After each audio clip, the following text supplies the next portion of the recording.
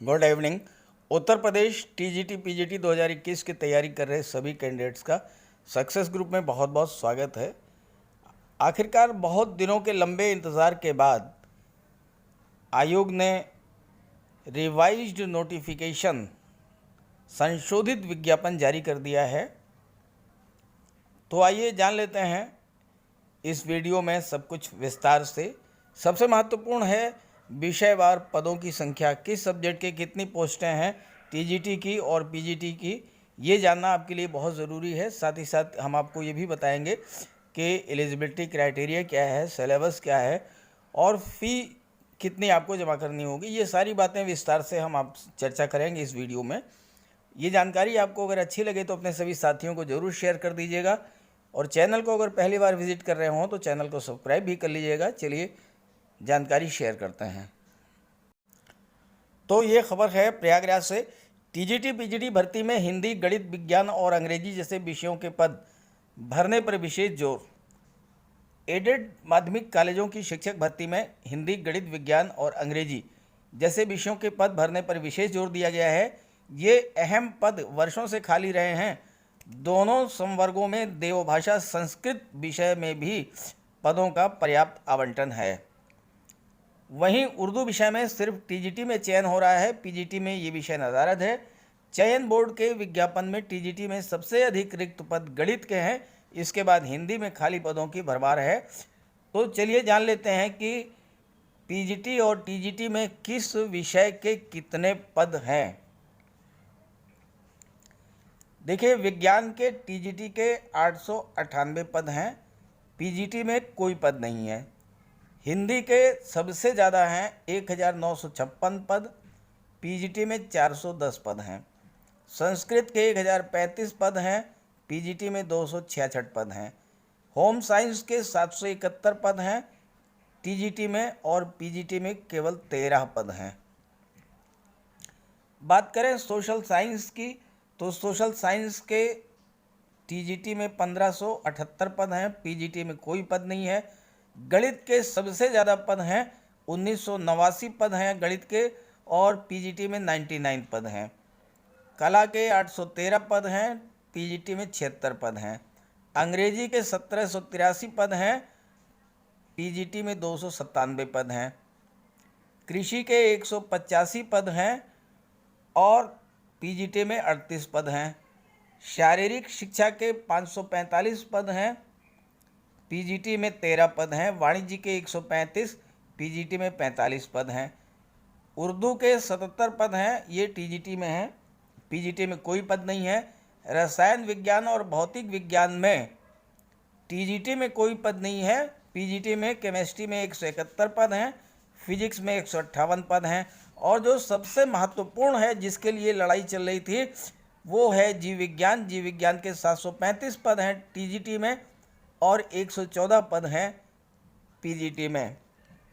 भूगोल, अर्थशास्त्र, इतिहास और सैन्य विज्ञान में टीजीटी में कोई पद नहीं है, पीजीटी में भूगोल के 258 पद हैं, अर्थशास्त्र के 171 पद हैं, इतिहास के 90 पद हैं, सैन्य विज्ञान के 10 पद हैं।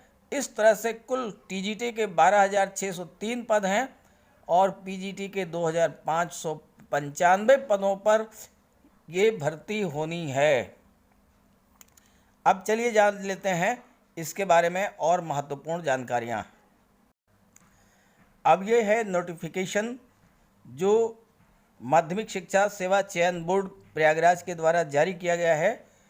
उत्तर प्रदेश माध्यमिक शिक्षा सेवा चयन बोर्ड द्वारा प्रदेश के सहायता प्राप्त अशासकीय माध्यमिक विद्यालयों में टीजीटी और पीजीटी के लिए 15/3/2021 को विज्ञापन जारी कर दिया है।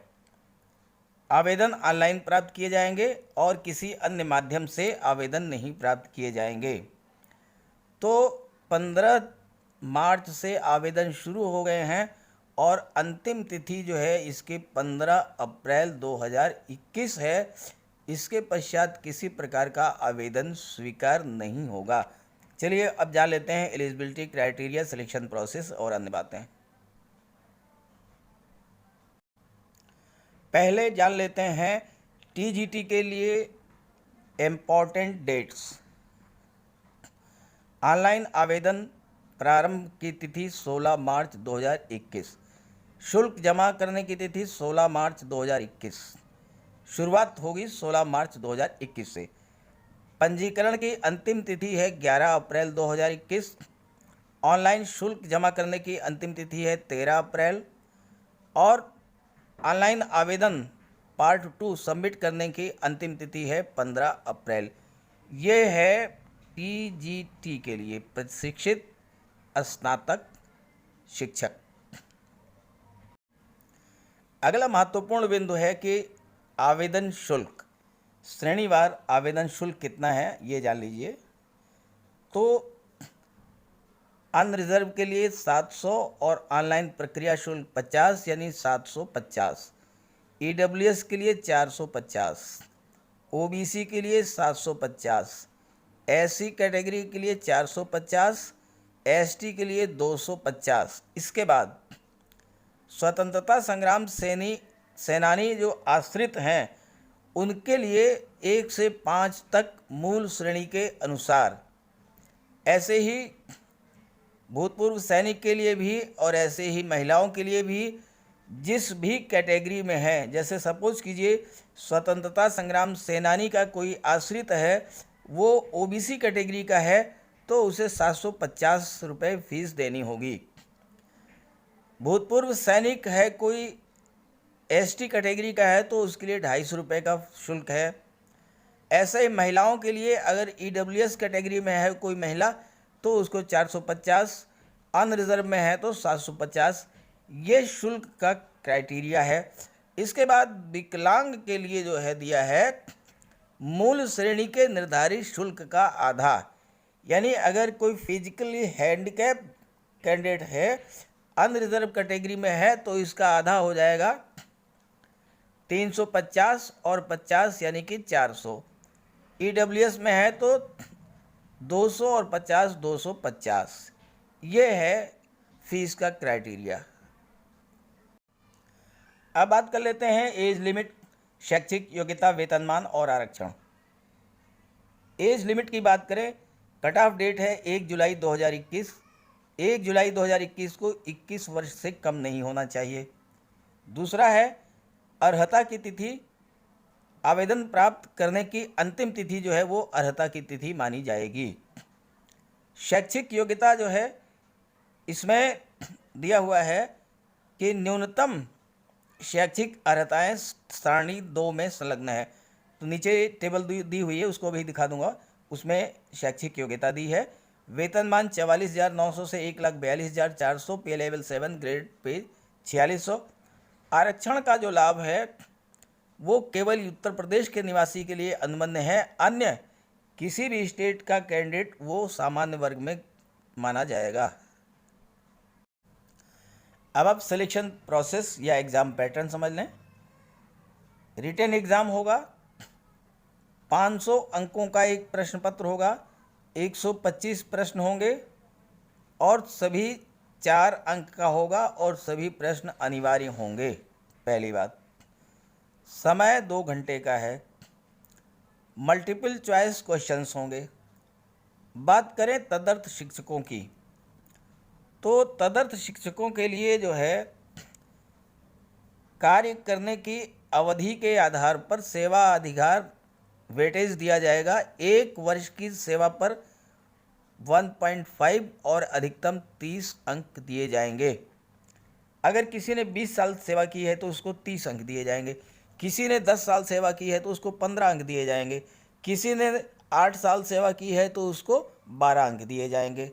और इसके बाद अगली चीज़ यह है कि जितने भी रिटन में मार्क्स मिलेंगे तदर्थ शिक्षकों को, उनमें वेटेज के जो मार्क्स हैं ये प्लस कर दिए जाएंगे, लेकिन 500 से अधिक नहीं होगा और इसी के आधार पर मेरिट बनेगी।